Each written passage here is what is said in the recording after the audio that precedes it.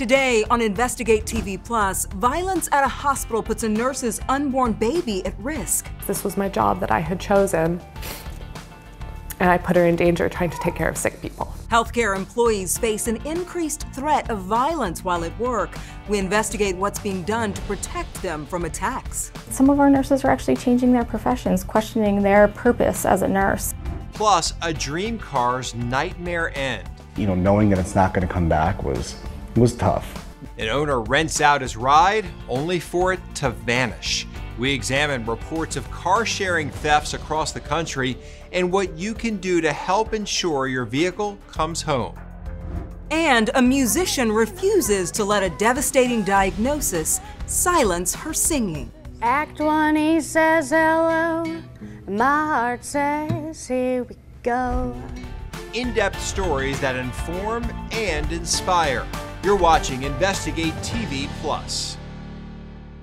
The U.S. Bureau of Labor Statistics has deemed workplace violence in healthcare, quote, an important public health issue and a growing concern. I'm Lee Zurich. And I'm Tisha Powell. A Bureau report found attacks against medical professionals increased over the last decade. And in 2018, healthcare workers were 5 times more likely to experience workplace violence than employees in other industries. Since the pandemic, some lawmakers warn the problem has intensified and contributed to staffing shortages. Here's an in-depth look at what's being done to protect those who are trying to save lives. Hi, silly lady. Myla Lindrews says she fulfilled 2 of her dreams, becoming a mom. Oh, it's the best. And becoming a nurse. I love it.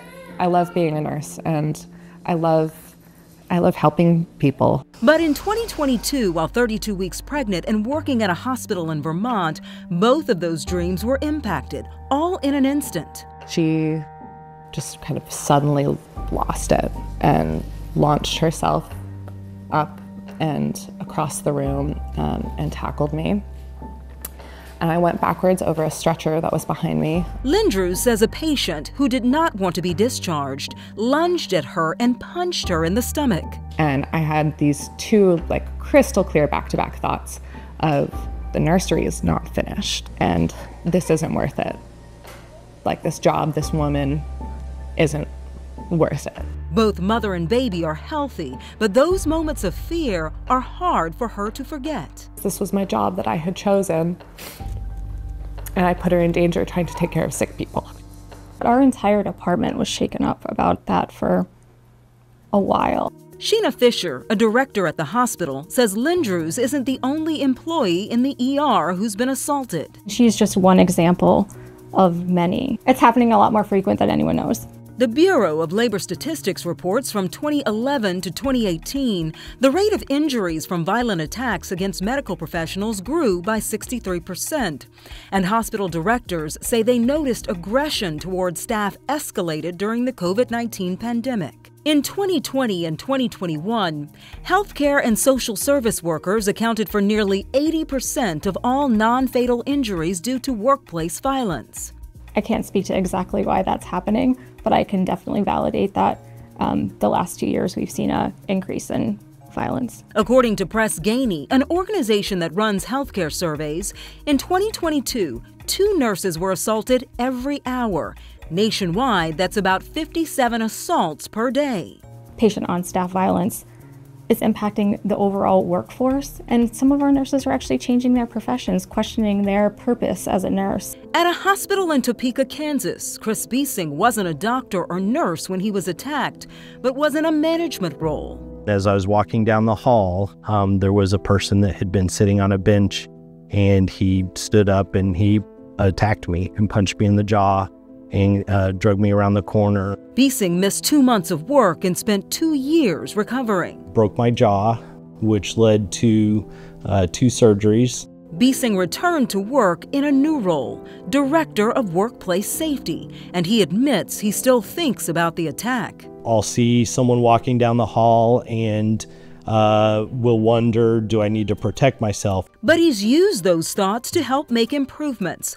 The hospital doubled its security staff, placed metal detectors in the ER, and added notations on charts for patients with a history of aggressive behavior. And the idea is to protect staff members so that they know there's a potential for violence there, but also to help ensure that they have the tools that they can take care of themselves and also make sure that the patient's safe as well. Biesing has also advocated for tougher punishment for those who are aggressive towards healthcare workers. And in 2023, he stood next to the governor of Kansas as she signed a bill into law that increases penalties for assault on healthcare workers and makes it a crime to interfere with healthcare services. It's not a solution, but it's one of the pieces that's going to help fix the puzzle and help protect healthcare workers more than we have in the past. While penalties vary by state, protection is being discussed on a federal level. In September of 2023, the Safety from Violence for Healthcare Employees Act was introduced. Dubbed the SAVE Act, it would criminalize the intentional assault on hospital staff, similar to a protection that is already in place for airline employees. Healthcare workers, in the effort to take care of the patient, put themselves in harm's way at times. And so what we need to do is take extra steps to help protect them. Back in Vermont, opponents of tougher punishments say it wouldn't help. They say people causing trouble in emergency rooms are not thinking about the repercussions. It's usually people in distress, so those are not the people who are going to be deterred by what is on the books, because if they would be, they'd already be deterred. Defender General for the state, Matt Valerio, says an effective solution would focus on prevention rather than punishment. I think we have to ultimately get at the root cause of what causes people to be in despair and what causes them to be a danger to themselves and others. Even though the risk persists, there are healthcare workers like Chris Biesing and Maya Lindrews who return to the job while working through their trauma. I see her and I can't imagine my life without her. And I'm sorry. It's just, she had been my dream. According to Press Ganey, in 2022, the highest number of assaults against nurses occurred in psychiatric units, emergency departments, and pediatric units, while obstetrics and neonatal intensive care units reported the lowest number of assaults. By the end of 2023, nearly 40 states had laws in place to increase penalties for violence against healthcare workers. Still to come, a promising treatment for an often diagnosed cancer among men.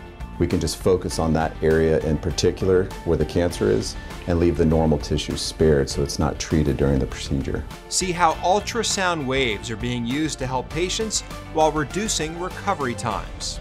But first, thieves exploiting car-sharing apps to commit crimes. 30 minutes before I was supposed to drop it off, he was 3.5 hours away. So I knew something was up. We have an in-depth look at ways to help protect yourself and your car. You can watch Investigate TV Plus anytime online. Just subscribe to our YouTube channel at Investigate TV. You can catch stories and full episodes.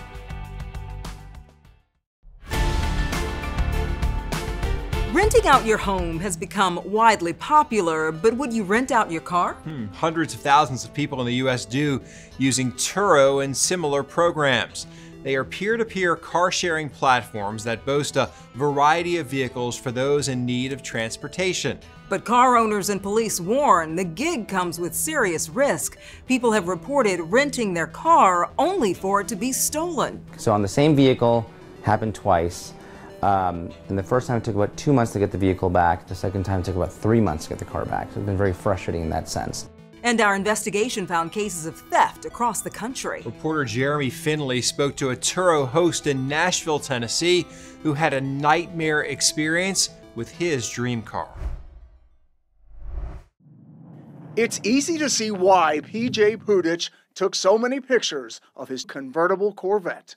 And it's a nice car. It's a fun car. Chevy Corvette was my dad's favorite car, and it's all he talked about. And you know, I kind of inherited that love for the Corvette. The car payments aren't cheap, though, so he decided to become a host with Turo. It's an app that lets you rent out your car. And he used it for a year, having no problems, until he rented it on November 18th.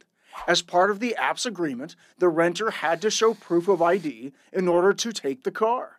But on November 21st, as the return time approached, 30 minutes before I was supposed to drop it off, he was 3.5 hours away. So I knew something was up. the car's OnStar system now showed it somewhere in the Mississippi River. Pudich believes the sensor itself was torn out and tossed in the waters. What is it like to realize that this car is gone? I mean, there's always inherent risks with renting a car out, and I always try to treat it as a business. You know, knowing that it's not going to come back was tough. This is not the only time it's happened. It's disheartening to know that this is happening in our community and someone would take advantage of someone who is literally trying to help. That's a churro host in Hawaii who rented out his BMW only to have it stolen as well. And look, headline after headline of Turo hosts reporting their cars stolen. So how is it happening if Turo requires a photo ID in order to rent? Do you feel like this is a serious flaw in Turo? 100%. This is absolutely a flaw in the system. That flaw in both Pudich's and in the Hawaii case, people used fake IDs to rent and then disappeared.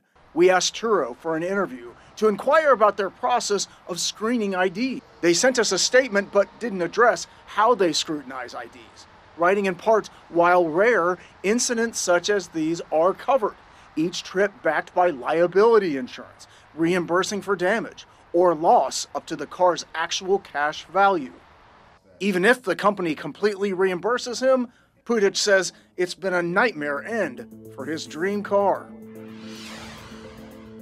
Pudich says his car was not found within 30 days and says Turo told them they would reimburse him in full. He still plans to rent out another car on the platform, but will use apps that screen driver's licenses to verify whether or not the renter is legitimate. But it's not just car theft. We uncovered multiple instances where stolen cars have been used to commit crimes. In Arizona, Border Patrol agents say they've received reports of people with clean driving records being hired to rent cars only to hand them over to smugglers. Now with the peer-to-peer rentals, it's much harder to know if that's a rental vehicle. Agents confirm criminals target peer-to-peer rentals because when law enforcement runs the license plate, it appears as a personal vehicle, unlike a car rental from a national chain. Pay attention to who you rent vehicles, or even though peer-to-peer rental companies say that they have strict guidelines of who's going to rent their vehicles, but there's still people that are going to do bad things with them. And if you're thinking about renting out your car, they recommend investing in GPS. Turo said in a statement it performs robust background checks on drivers before they can rent vehicles and investigates any suspicious activities. Up next, new technology helps a grandfather enjoy memories he thought he might miss. Since my wife passed away, a lot of my impetus for going on. We have an in-depth look at the procedure that helped preserve his quality of life while killing cancer cells. Our in-depth coverage continues. You can get connected to InvestigateTV Plus on all social media platforms.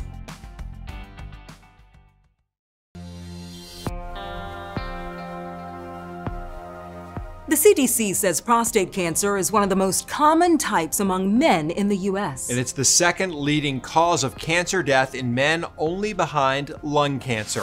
According to the American Cancer Society, about 1 in 8 men will be diagnosed with prostate cancer during their lifetime, and about 1 in 43 will die of it. While earlier detection and advances in treatment have helped the death rate decline, the side effects from treatments can take a toll on cancer patients. Surgery and radiation therapy are common ways to treat prostate cancer, but that could include overnight stays in the hospital, limited activities, or treatment every day for several weeks.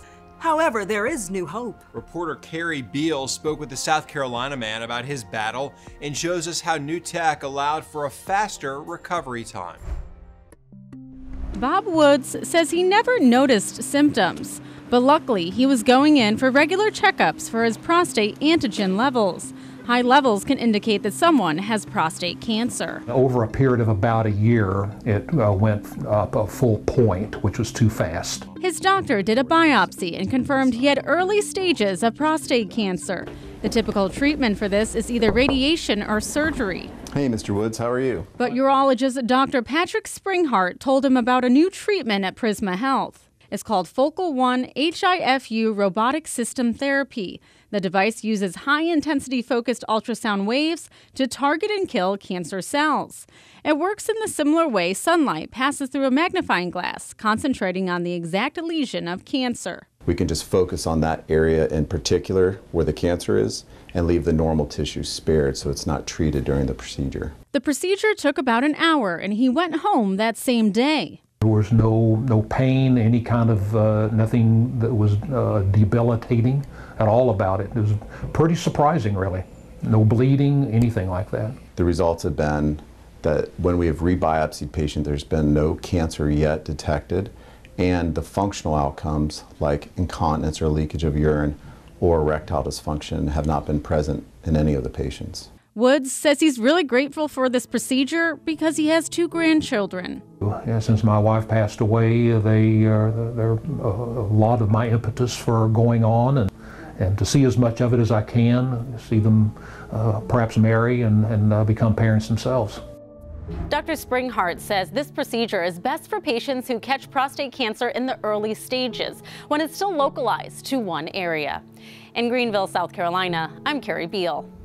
The Focal One HIFU robotic system is only being used to treat prostate cancer.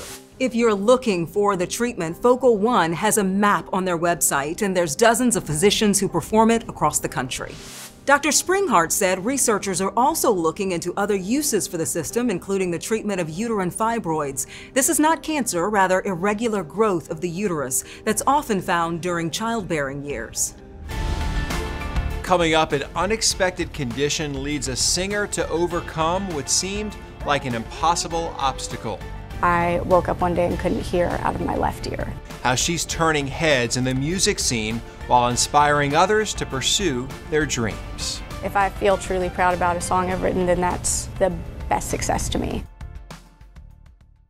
Like I went searching for something that I needed, found out a little more than I wanted, can't say I didn't want you. A musician in Knoxville, Tennessee is writing and releasing new music while hardly hearing a note. Reporter Brittany Tarwater introduces us to the singer who's using her struggle to inspire others.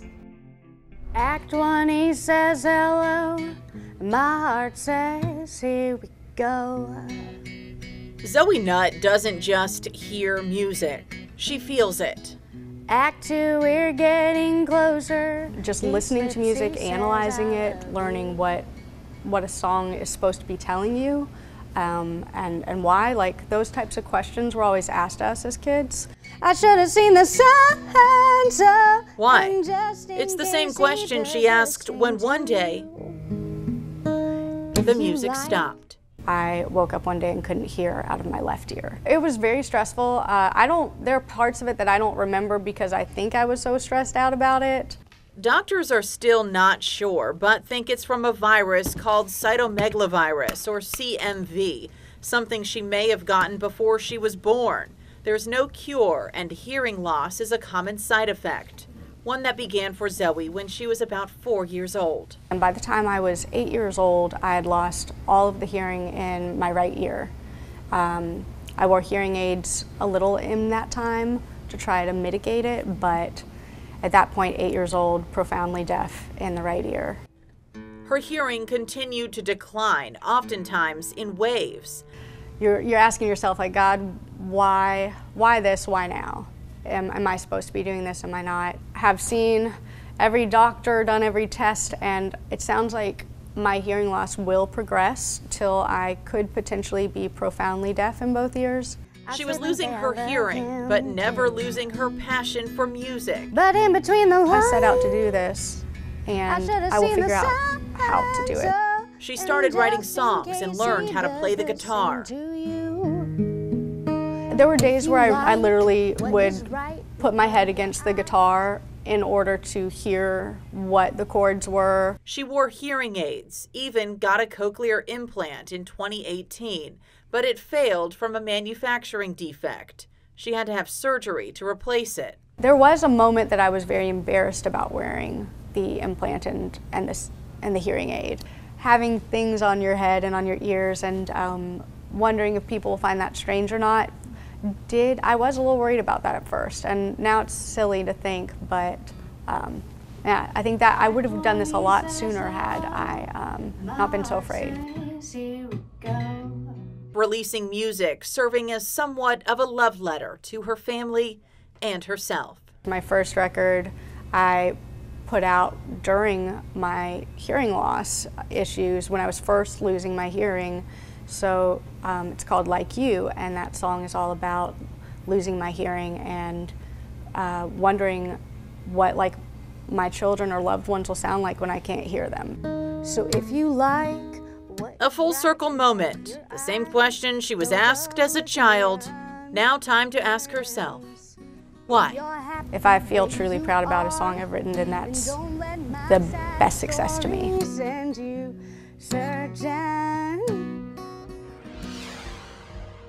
So many important life lessons in that story. Number one being, take care of yourself. Don't worry about what other people are going to be thinking. Take care of yourself. And it's an inspiring story. She decided that she was going to continue music, even with the problem she was having with her hearing, but didn't let it stop her. Nope, I think it's helped her too. It's helped her, yeah. And that's going to do it for us on Investigate TV Plus. I'm T. Chappelle. And I'm Lee Zurich. Thanks for watching. On the next Investigate TV Plus, the ashes of the departed lost in the mail and never returned to loved ones. It's been over a year now, 2 years, you know. It's time to get her back, get her home. We speak to 3 families still waiting for answers from the U.S. Postal Service and examine the efforts to get the cremated remains to their final resting place.